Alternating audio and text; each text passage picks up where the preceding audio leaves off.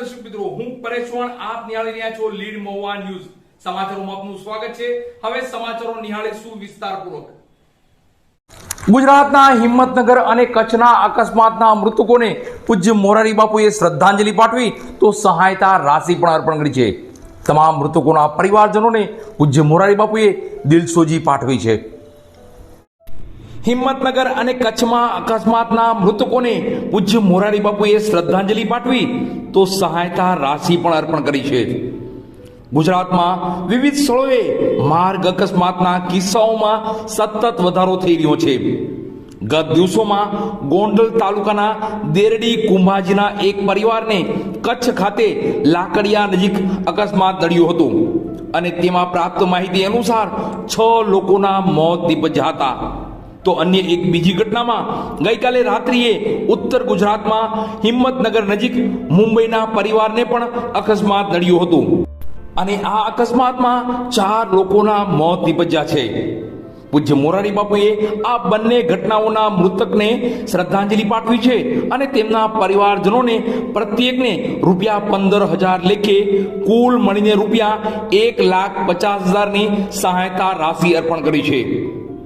રાજકોટ અને મુંબઈની રામકથાના શ્રોતાઓ દ્વારા આ રાશિ પહોંચી કરવામાં આવશે.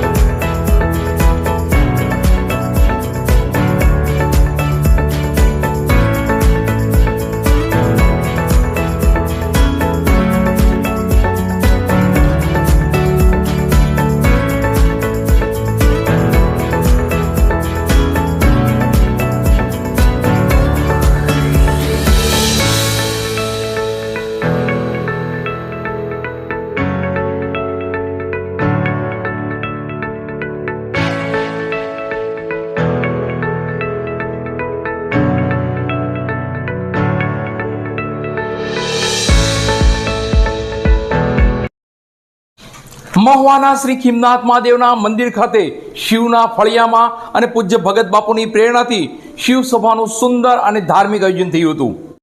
મહુવાના શ્રી ખીમનાથ મહાદેવના મંદિર ખાતે સનાતન ધર્મને ઉજાગર કરવા અને તેનો વ્યાપ વધે, બાળકોમાં સનાતન ધર્મનું જ્ઞાન વધે તેવા હેતુસર શિવના ફળિયામાં અને પૂજ્ય ભગત બાપુના અવરિત આશીર્વાદથી શિવ સભાનું આયોજન થઈ રહ્યું છે. પૂજ્ય ભગત બાપુ અન્યત્ર ધર્મના કામકાજમાં યા કથામાં હોય ત્યારે પણ શિવ સભા નિરંતર પ્રવાહની માફક વહ્યા જ કરે છે. તો પૂજ્ય ભગત બાપુ પણ ટેલિફોનિક દ્વારા શિવ સભાના સમાચારો જાણી જ લેતા હોય છે. શિવના ફળિયામાં જ્ઞાનનો પ્રવાહ વહેતો હોય, સેવક બહેનો ભાઈઓની સેવાનો લાભ મળતો હોય, મન ભાવન પ્રસાદીની વ્યવસ્થા હોય એટલે શિવ સભામાં બાળકોને મજા જ પડી જાય. યોજાતી હર શિવ સભામાં નિમિત્ત માત્ર પ્રસાદીના મનોરથી દ્વારા પ્રસાદીની સુંદર વ્યવસ્થા થતી હોય છે અને આ પ્રસાદીની વ્યવસ્થા થતી હોય ત્યારે બાળકોને શું ભાવે છે, બાળકોને શું ગમે છે તેનો પણ ચોક્કસ ખ્યાલ રાખવામાં આવે છે. ગત શિવસભામાં નિમિત્ત માત્ર પ્રસાદીના મનોરથી મહેશભાઈ હસમુખભાઈ પટેલ તપસીલ સુરતવાળા રહ્યા હતા. તેઓ હાજર ન હતા પણ તેના દ્વારા પ્રસાદીની સુંદર વ્યવસ્થા કરવામાં આવી હતી.